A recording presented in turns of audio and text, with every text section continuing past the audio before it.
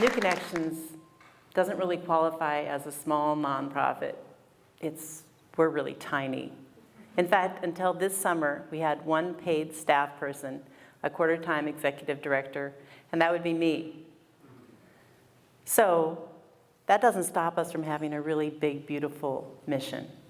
We work with people as they come out of prison to welcome them back into the community. And there's this tension between this big, beautiful mission and our tiny staff and our tiny budget. So how do we work with that? We actually, for about a decade, what we did is ran the Irma Gary House, 6-bedroom house for women coming out of incarceration. And they come to the house, they're surrounded by community and support to help them succeed. Then about 2 years ago, we stretched out a little bit and we opened up the cottage, the Ann Flag Cottage, so that we could offer these same things to women who have children. And that brought some new people in, as new ideas always do. But that tension was still there. There's so much more that we could do. Little budget, big dreams. We rely on our volunteers. So some of those volunteers are interns, and the internship programs bring us people who are just learning how to work in the community, and that's kind of our gift back to the community, to the interns, and to the future of our work. And then we have other interns who come with a whole set of life skills and experiences that they can bring right away to the organization. An intern like that, who came to us about a year ago, is Jessica Means. She's right there, by the way, our wonderful Jessica. And she came and took this place by storm. The first quarter she was there, she was working with me on improving forms, on looking at the program, on working one-on-one with the women. She just took off. And so I started thinking about some of the dreams we'd had as an organization. What might it look like if instead of just helping women who were coming out of prison into our house, we worked with the jail, the men and women coming out of jail at 5 a.m. in the morning. I'm serious, 5 a.m. in the morning, working with them to help them succeed too. So we did that early morning release program, and we did some stuff with resources inside the jail. And then Jessica said, yeah, I'd like to do a second internship. So my thoughts got even bigger, going further upstream. What might it be like if instead of policies that made it hard for people to succeed, we had policies that helped? What might it be like if we addressed some of those deeper issues, like racism and homelessness, the things that, mental health issues, substance abuse, the things that affect incarceration and that are affected by incarceration? I'm making all these connections, and it's great, it's heady stuff, because we haven't had time to do this before. And then Jessica said, I'm willing to do a third internship. Then the really big question came up. How do we keep Jessica? Really big. And fortunately, the Greater Tacoma Community Foundation gave us $5,000, which was a big first start. It was hooray. It was really wonderful, because that translates into about 3 months of half-time work, a start. But it wasn't enough. And I was pretty nervous about offering this to Jessica. Bright young woman, why would she trade in her steady half-time job for a job that only could be guaranteed for 3 months? And it also made me nervous because I've always been low on the risk-taking scale. We have a tiny organization, want to use those resources to do what we can do a few things well. Don't take risks with these resources. And it was putting me in a place of being on a ledge. But I also could see these things that we could accomplish if we had another staff person.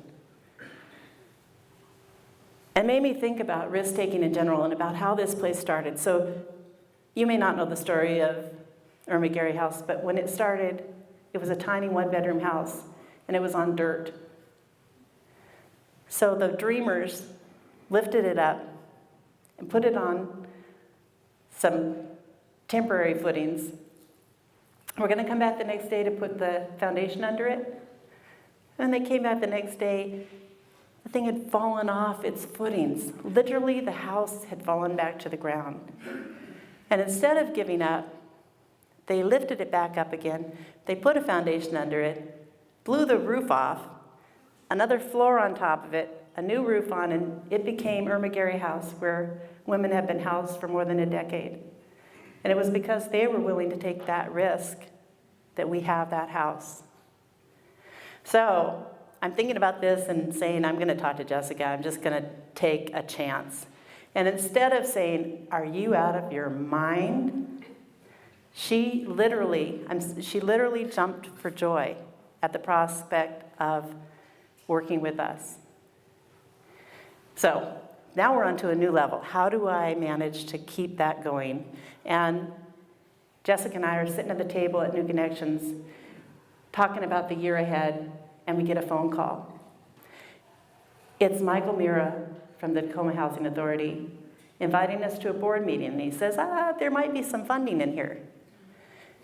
We got really excited just because Tacoma Housing Authority is this great organization working on homelessness, and we wanted to partner with them anyway. So if they gave us $300, that'd be great. If they gave us $3,000, we could have a little breathing room to get our budget in order.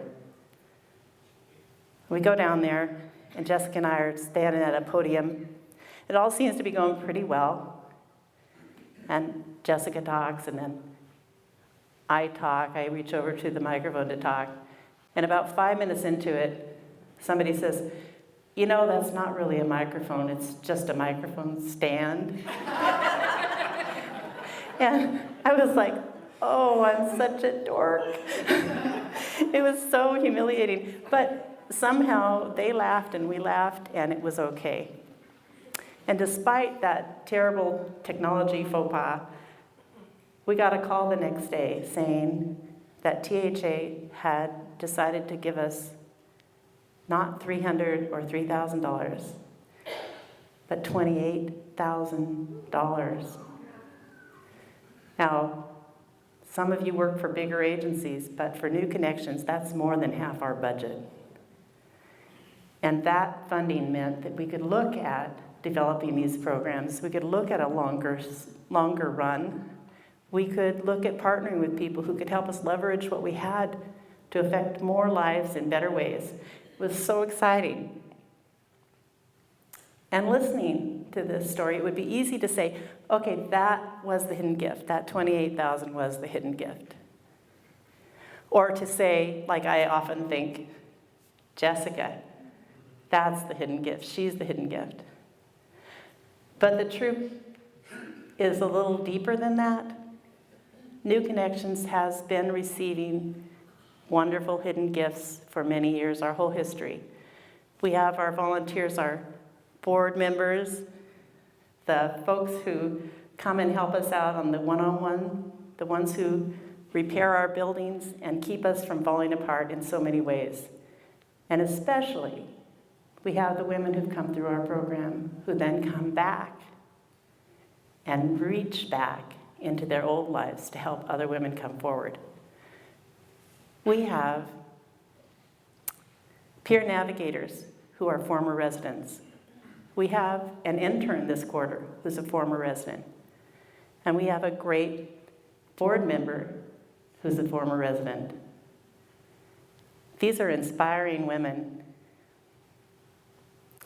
And what I've learned from all of this is that it's a little scary, and the budget is important.